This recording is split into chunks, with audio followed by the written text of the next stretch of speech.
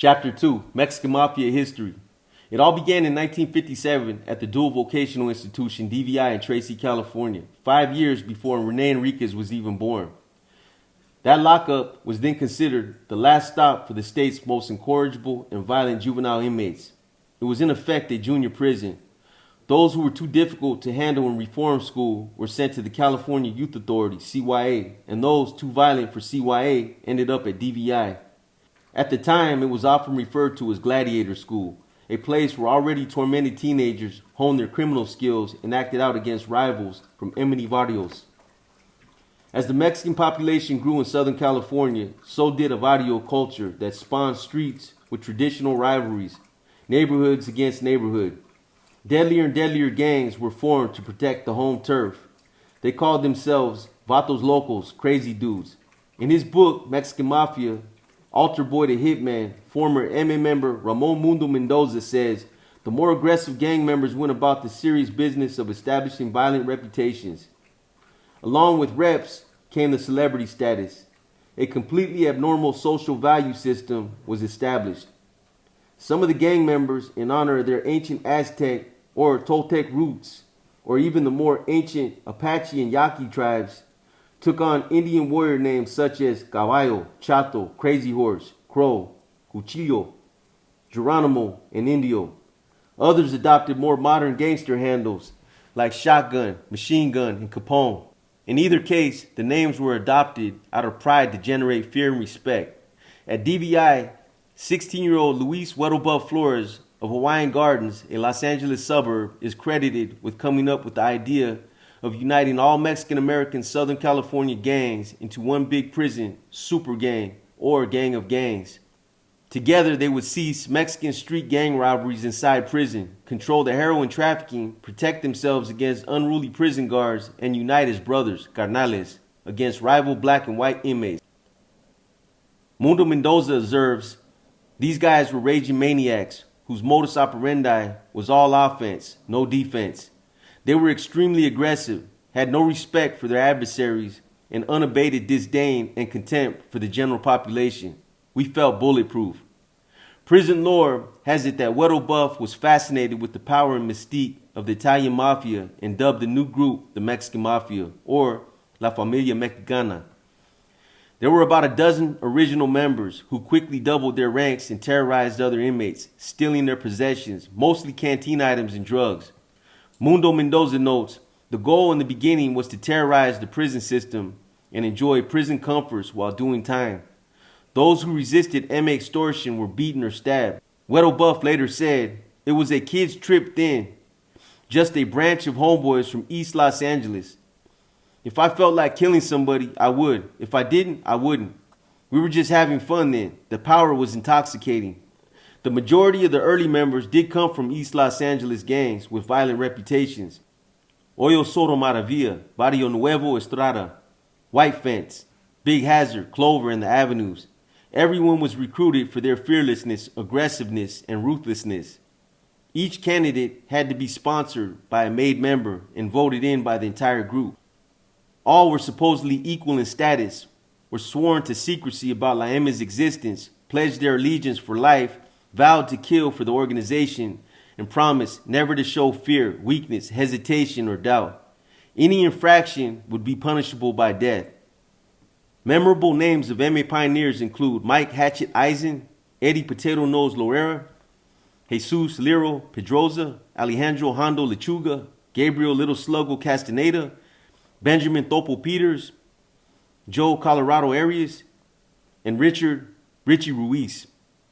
Rodolfo Cheyenne Cadena, who at the age of 15 stabbed a local gang rival to death outside a dance hall in Bakersfield, is widely known as a co-founder of the Mexican Mafia.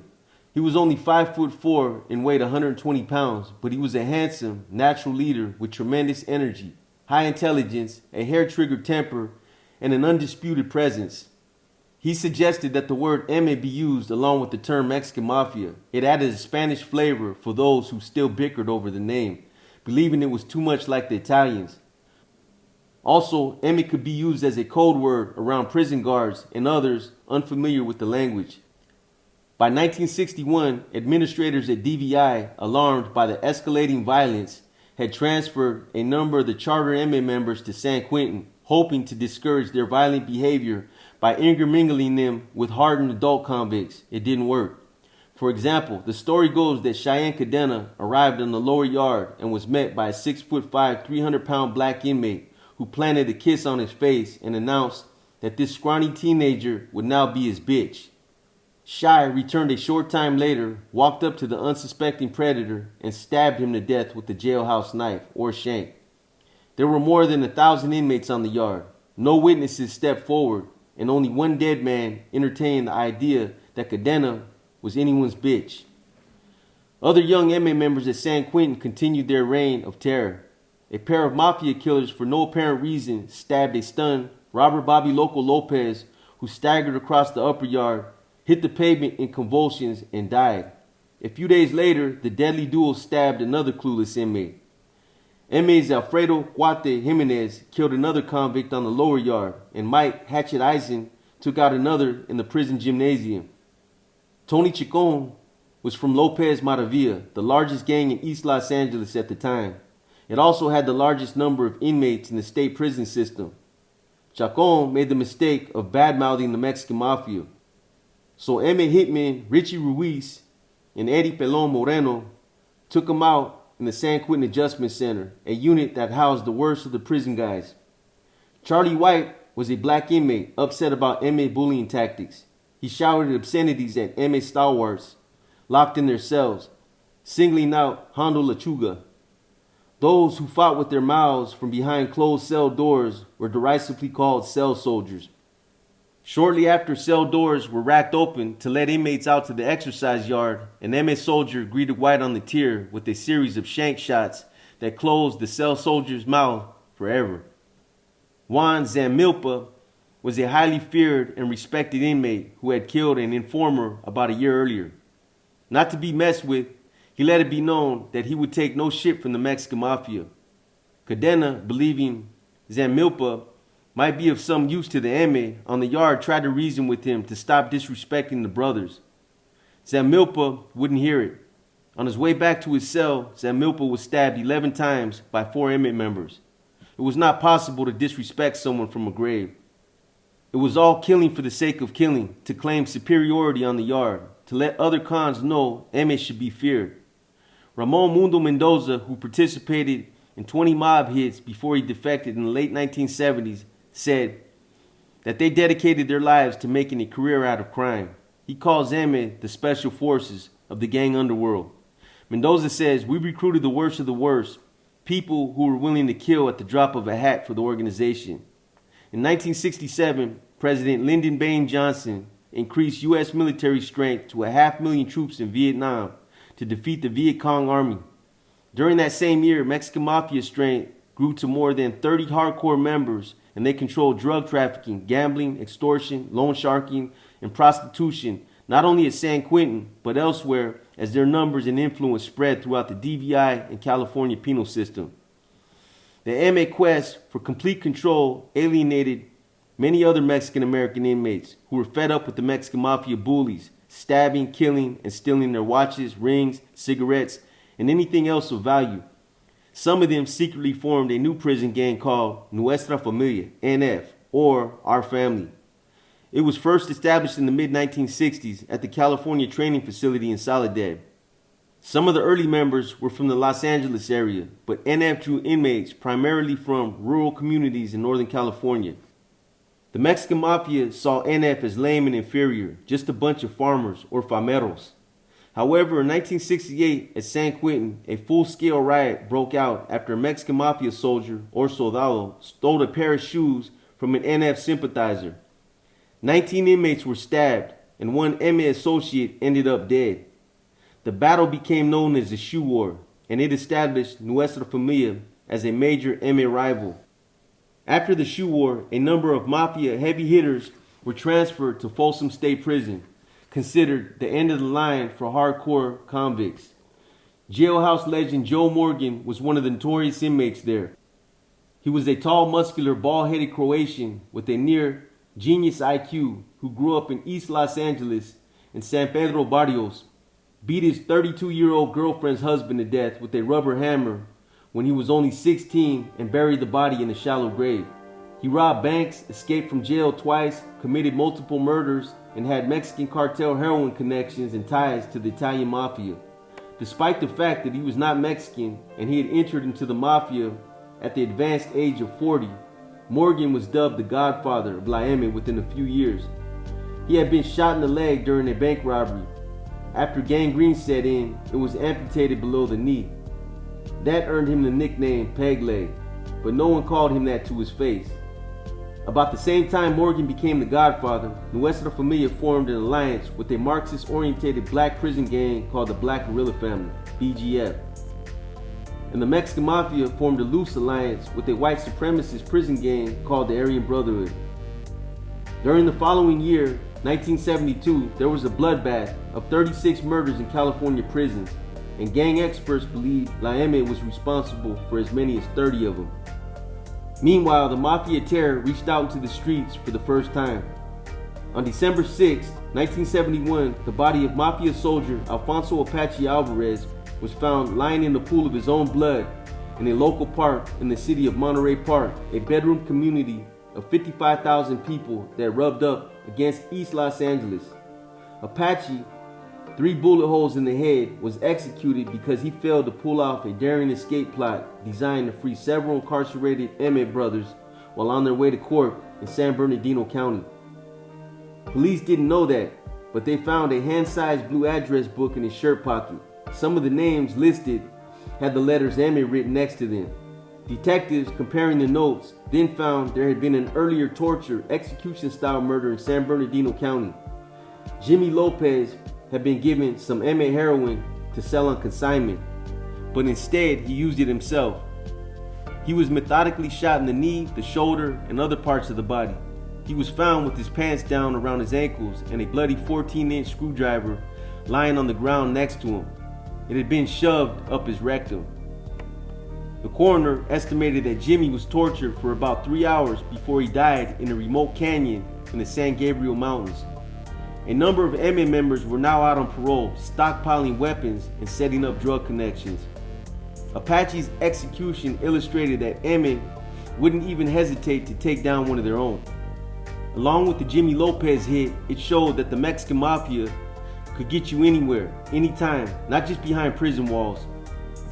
On November 18, 1971, a parolee named James Chopo St. Clair was found in the Lincoln Park area of Los Angeles, hands and feet tied, 3 bullets in the head, execution style. St. Clair had been trying to get federal grant money to set up a drug rehabilitation program.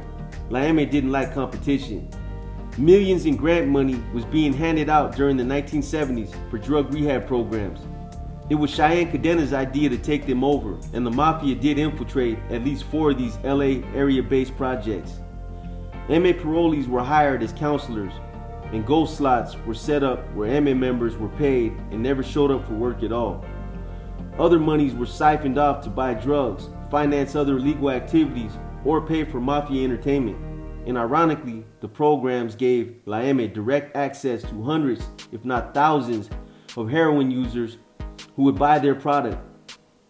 It was an effective scam that generated a steady stream of illegal big bucks.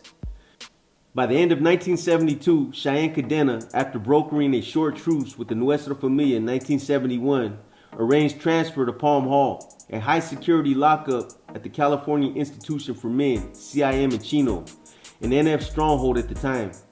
Cadena was a visionary and believed that brown men, La Raza, should unite against a common enemy, the establishment. Bloodthirsty hardliners like Joe Morgan disagreed. Mundo Mendoza says many of us considered it unacceptable to engage in dialogue with a group we considered inferior, Nuestra Familia. We considered them pests that needed to be exterminated. Besides, an enemy was an enemy forever. The Palmeros should die. In fact, Mundo remembers, while Shia was engaged in dialogue, MA members in different prisons were killing farmers.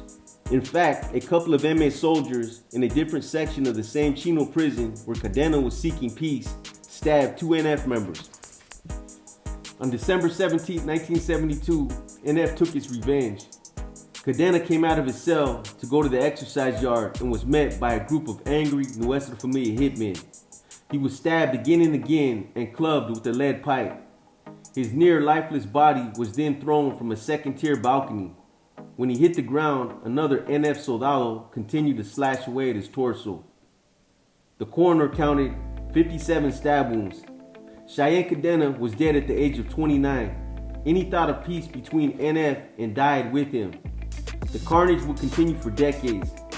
Mundo Mendoza explains the outrage over Shai's killing was deeply rooted in our arrogance. We were more offended by the disrespect shown to our organization than the fact that Cadena was killed. It was a blow to our huge egos that a farmer killed a highly placed MN member.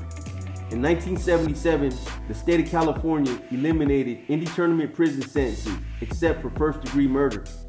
All sentences were changed to a determinate number of years behind bars, and everyone was given a parole date. This ruling released a new wave of Mexican Mafia members onto the streets. It became apparent in a 1976 photo at the funeral of La M's Jesse Chuy Rael of Norwalk, who died from a drug overdose, when more than a dozen Mexican Mafia members posed for a picture. They all wore collar jackets or sweaters, not just to protect themselves from the nippy air, but to more easily conceal the weapons hidden under their clothing. Morgan's bald head stood higher than the others, who still wore their hair long, most of them down below their ears, in the fashion of the 1970s. Half of them sported Fu Manchu mustaches, and more than a few hid their eyes behind dark glasses. Mundo explained afterward that he, Morgan, and a few others forced heroin dealers to sell only their heroin. If they didn't, he added, we killed them. We sent the message, sell our dope or die. We kill someone and then go to a Dodger baseball game. It was strictly business, nothing personal. Eddie Lalo Moreno, made in the 1970s and now dead, claimed the average MA recruit had 3 or 4 murders under his belt. You start to enjoy it after the first time, he said, to see a person plead and cry for help, literally pray to you like a saint. And you just get hopped up, the blood and everything. It's just weird, it's a sickness. It was a sickness that would clearly afflict Rene Enriquez in the years to come as he tried to live up to the bloody, ruthless, treacherous history of those who came before him in La M.